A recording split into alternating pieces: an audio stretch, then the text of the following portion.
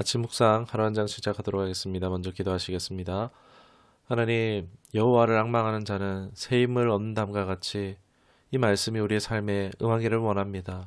여러 상황 속에서도 주님을 찾는 말씀의 귀를 기울이는 귀한 주님의 자녀들에게 은혜 내려 주시옵소서. 지치지 않게 상하지 않게 하여 주옵소서. 피곤한 자에게 능력을 주시며 무능한 자에게 힘을 다하시는 은혜가 있게 하여 주옵소서. 하나님을 나의 근거 삼습니다. 의지합니다. 하나님의 강함을 연약한 나를 통해 나타내시고 하나님만 영광 받으시는 삶이 되기를 원합니다. 감사드리며 예수님의 이름으로 기도드리옵나이다. 아멘. 오늘 함께 하실 말씀은 사무엘상 5장의 말씀입니다. 1절로 4절까지의 말씀을 보도록 하겠습니다. 블레셋 사람들이 하나님의 궤를 빼앗아 가지고 에베네셀에서부터 아스돗에 이르니라.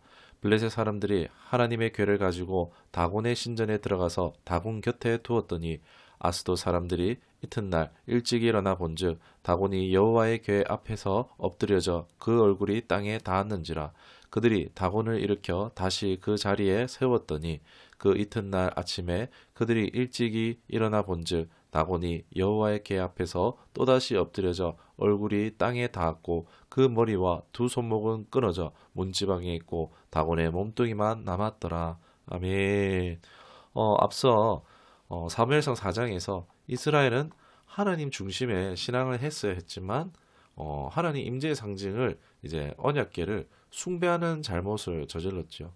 언약궤가 하나님이 아닌데도 말입니다. 마치 전쟁의 그 승리의 담보물처럼 또 전쟁의 무기처럼 하나님을 수단에 했습니다.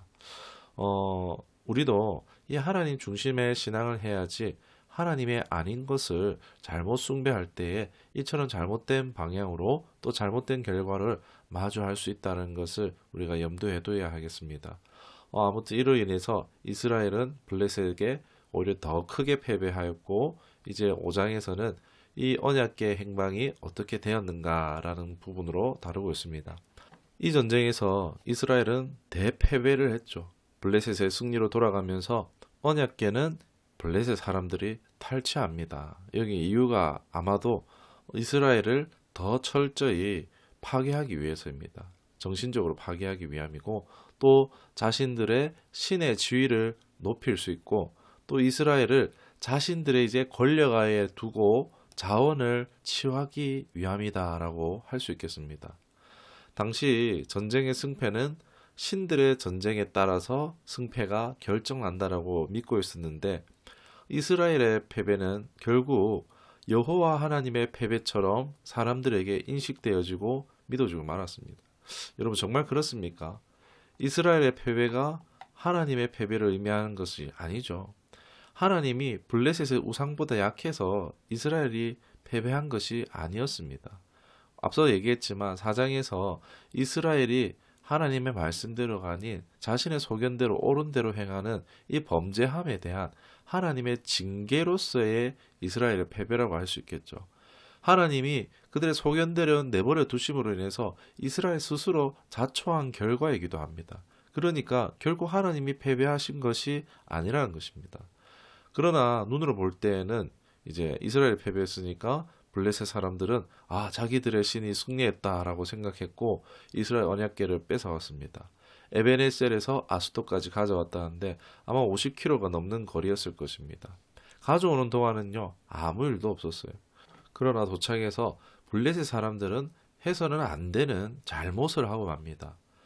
하나님의 이 언약궤를요 자신들의 신들이 있는 곳에 놓고 자기들의 신을 경배했다는 거예요. 여러분 이것은요 하나님을 전혀 경외하지 않는 행동이죠. 창조주이신 이 하나님의 권능과 거룩하심을 경멸하는 태도라고 할 수 있습니다.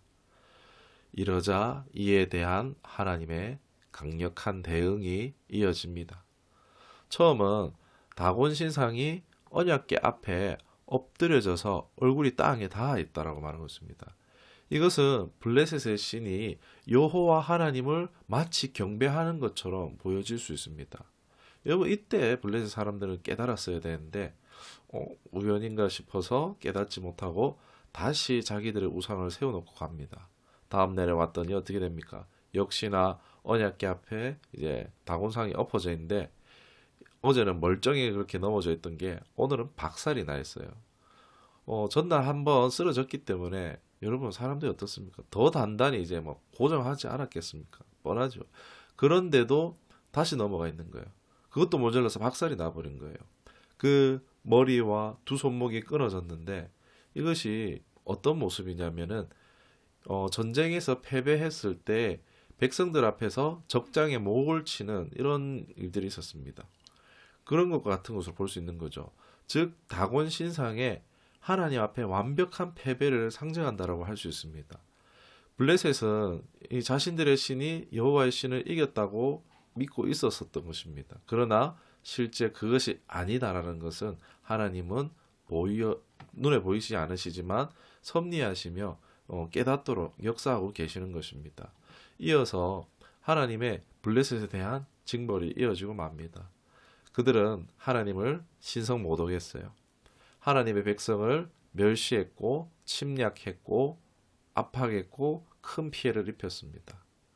이에 대해서 하나님은 블레셋의 징벌의 차원에서 또 더불어서 하나님이 이스라엘의 수호자 되심을 나타내 보이사 블레셋 사람들을 물리치시기로 하신 것입니다. 이제 하나님의 홀로 싸움이 시작된 겁니다. 그러나 아무도 하나님을 막을 수 없습니다. 하나님의 백성들은 어리석고 약했지만 이스라엘의 왕이시자 참 왕이시잖아요. 이스라엘의 참 장수 되시는 하나님은요, 말 그대로 무적이라고 할 수 있습니다. 아스돗 지역에요, 하나님이 악한 종기의 재앙을 일어나게 하십니다. 이 종기는요, 언약에서 불순종할 때 임하는 저주 가운데 하나라고 할 수 있습니다. 이 재앙으로 그냥 아스돗과 그 지역이 망하게 된다라고 합니다. 이 재앙으로 말미암아 이것이 하나님의 치심이라는 것을 그제서야 사람들이 깨닫고 두려움이 생겨서 이걸 옆 동네 가드로 보내버려요. 그런데 가드 역시 어떻게 됩니까? 동일하게 이 종기로 큰 환난을 치르게 되는 거예요. 그게 또다시 이제 이 언약궤를 그 옆 동네 에그론으로 보내는데 사람들이 기겁을 하는 거예요. 여러분, 블레셋 사람들이 그 전에 무지하고 우월감에 빠져 있었어요. 그런데 이 일을 통하여서 더 강한 신이 있다는 것을 이들이 알게 됩니다. 하나님 경외하는 것을 알게 되는 거죠. 그제서야 이제 블레셋 방백들이 지도자들이 모여서 언약궤를 어떻게 할 것인가, 돌려보내자 이제 합의하게 되어집니다. 그리고 이제 5장이 마무리되어지는데, 여러분 이 5장에서 볼 수 있는 것이 무엇이냐면은 하나님을 아는 지식이 있다는 거예요. 분명히 나타나 보이는 하나님의 섭리가 보인다는 거예요. 여기서 하나님을 알 수 있는 것이 하나님의 완전한 그 절대 주권성을 알 수 있어요. 하나님의 유일성, 하나님의 자증성을 알 수 있습니다. 여러분, 하나님은요 결코 휘둘리시는 분이 아닙니다. 이용당하시는 분도 아니십니다. 그리고 하나님은요 누구도 하나님을 변호할 필요가 없다는 거예요. 하나님은요 스스로 자신을 증거하시고 나타내시며, 또 하나님은요 도움이 필요한 분이 아니에요. 스스로 완전하신 분이시라는 것입니다. 하나님 스스로 자신을 나타내신 분, 완전하신 분입니다. 굳이 순종하는 사람들이 없다면요, 하나님은 돌을 들어서라도, 이 언약궤가 두 돌판이잖아요. 이 돌을 들어서라도 자신의 뜻을 완벽하게 이루시는 분이시라는 것입니다. 하나님은 이 일로 블레셋의 징벌도 하시고 또 스스로 영광도 취하십니다. 완전하신 하나님 아니십니까? 내가 하나님을 믿는다, 이 사실이 참 얼마나 놀라운 일입니까? 블레셋은 이런 일들을 경험하고도 하나님 신앙 못 하잖아요. 하나님 못 믿잖아요. 그러니까 믿는다는 게 하나님의 은혜입니다. 하나님이 이렇게 완전하세요. 내가 필요해서 나를 찾고 부르시는 것이 아니라, 그래서 나를 필요해서 믿음 주시는 것이 아니라, 하나님은 완전하세요. 그런데 나를 찾으시는 것은 바로 나를 원하시기 때문에, 우리가 이해하기 쉽게 나를 사랑하시기 때문에, 그렇기 때문에 하나님은 나를 부르시고 나에게 믿음 주고 계시는 줄 믿습니다. 왜 우리를 믿음으로 부르십니까? 교제하기 위해서라는 거예요. 일시키려고 부르는 게 아닙니다. 교제하기 위해서라는 거예요.